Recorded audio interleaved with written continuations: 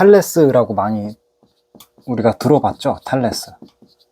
이 탈레스라는 사람은 BC 6세기경 활동을 했었던 사람인데, 그 그리스에서 동쪽으로 보면, 그리스 동쪽에 보면은 밀레토스라 그래가지고 밀레토스 지역에서 활동했다. 그래서 밀레토스 학파라고 이야기합니다.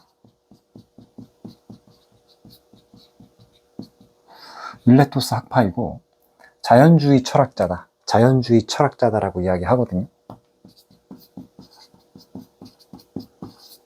철학자. 자연주의라기보다는 자연 철학이라고 보는 게 더 맞겠네요. 자연 철학. 쓰고 보니까 적합하지 않은 것 같아서 자연 철학. 그러면 자연 철학 이전에 무슨 철학이 있었으니까 그거에 반대로 탈레스를 자연 철학이라고 이야기를 하겠죠. 철학의 어떤 시작, 철학의 시작점을 탈레스로 잡습니다. 그럼 이제 우리가 질문을 해봐야죠. 왜 탈레스를 철학의 시작으로 잡느냐? 제가 첫 번째 동영상에서 인간의 인식이 신화와 종교에서 철학으로 내려온다고 했죠. 철학. 그 다음에 이제 과학이다.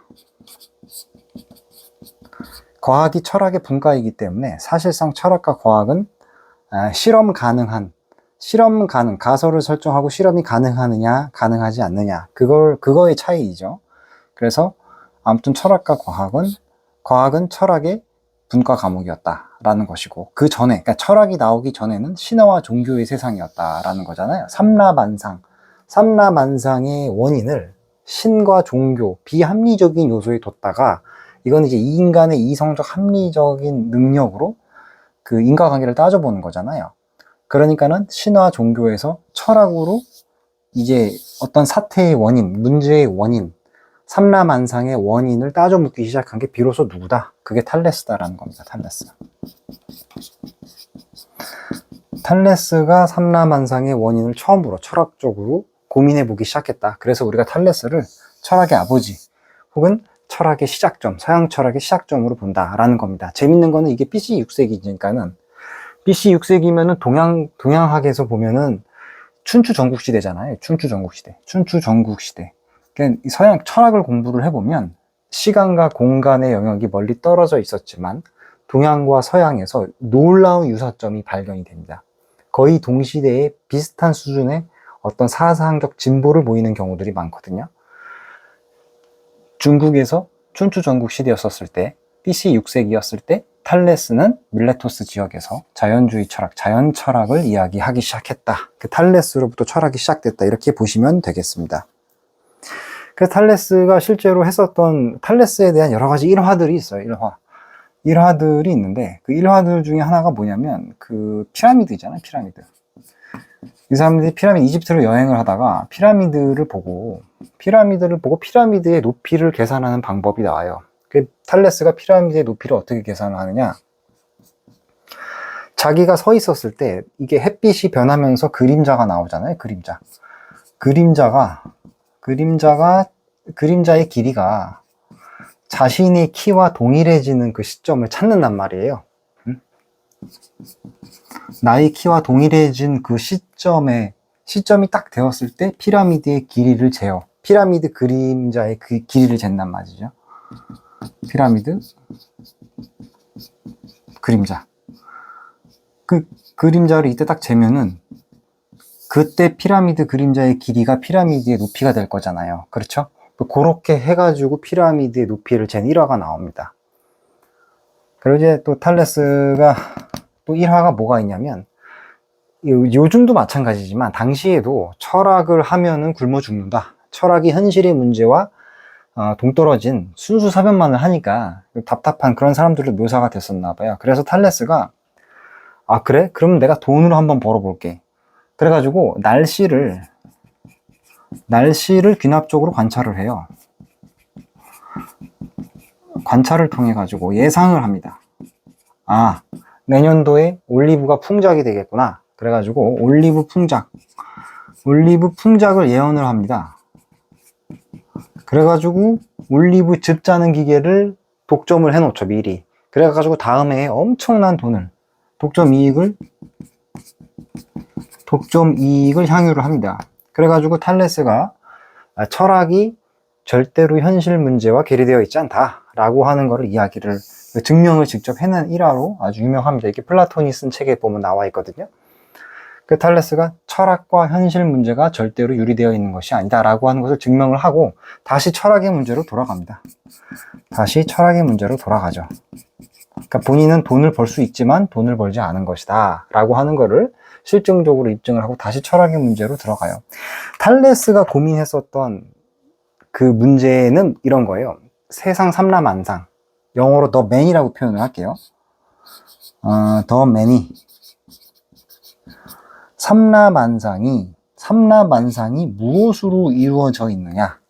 탈레스는 삼라만상 문제의 원인을 신화와 종교에서 찾은 것이 아니고 하나의 더 일자, 더 원, 어떠한 단일한 제1요소로 인해서 그걸로 구성된 것이 삼라만상이라고 봤어요. 그러니까 삼라만상이 있으면 그 삼라만상을 쪼개면 단 하나의 제1요소가 등장을 한다.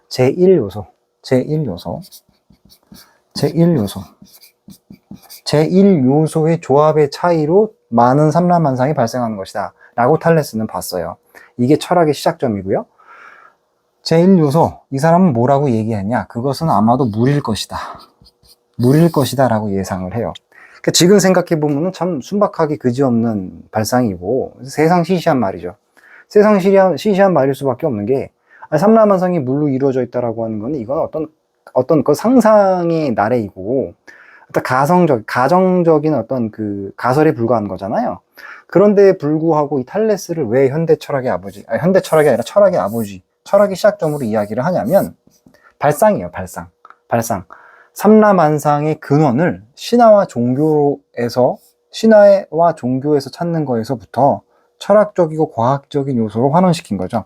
철학적이고 과학적인 사유 방법으로 생각을 해본 거예요. 삼라만상은 뭐로 이루어져 있다? 제1요소인 물로 이루어져 있다 라고 생각을 하면서 비로소 사람이 삼라만상의 문제의 원인을 이성적으로 따져 묻기 시작을 한 거죠. 그래서 탈레스를 철학의 아버지라고 이야기를 합니다.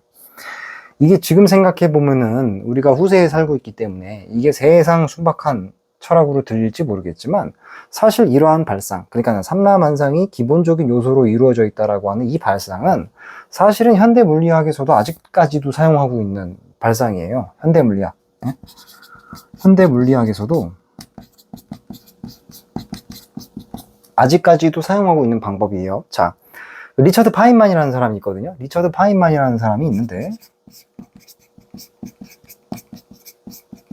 이 리처드 파인만이 한 유명한 말이 있어요. 현대 양자역학의 과학 실험을 두고서 뭐라고 이야기를 하냐면, 이 자명종 두 개를 부딪혀 본다는 거예요. 자명종이 있으면 이 자명종을 서로 충돌시켜 본다는 거예요. 충돌.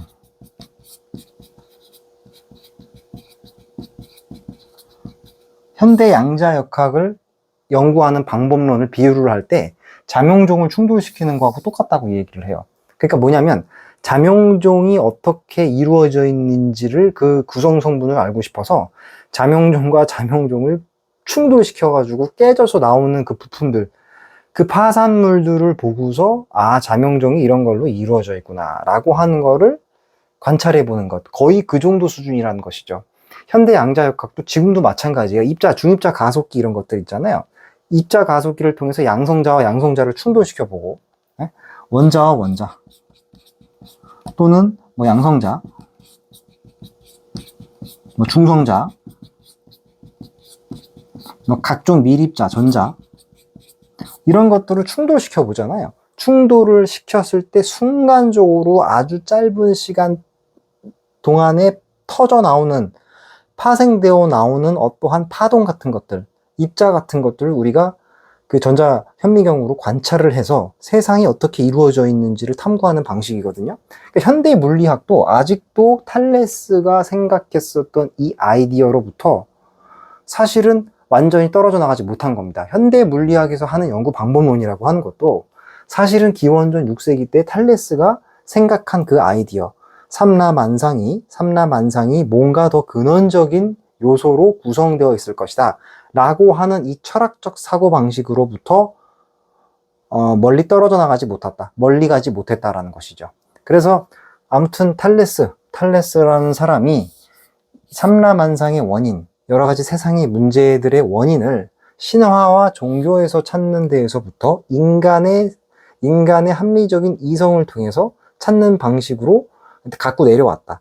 그래서 대표적인 것이 The Many, 삼라만상은 제1요소로 이루어져 있을 것이다 라고 생각한, 이렇게 사유를 끌어낸 이러한 사고방식을 우리는 철학적 사고방식이라고 이야기하는 것이고, 이러한 철학적 사고방식을 했었던 첫 사람이 탈레스이기 때문에 우리가 탈레스를 지금도 철학의 아버지다라고 이야기를 하고 있는 것입니다. 그리고 이러한 탈레스의 사고방식은 현대 물리학에서도 아직도 사용하고 있을 정도로, 아직도 충돌 실험을 통해 가지고 보다 더 근원적인 세상을 이루고 있는 근원적인 요소를 찾기 위한 실험을 지금도 하고 있을 정도로 탈레스의 이 아이디어, 실제로 세상이 물로 이루어져 있지는 않았지만 뭔가 근본적인 요소들의 합으로 삼라만상이 이루어지는 것일 것이다 라고 하는 이러한 철학적 사고방식의 시작이 바로 탈레스였다라고 하는 것이죠. 그래서 오늘도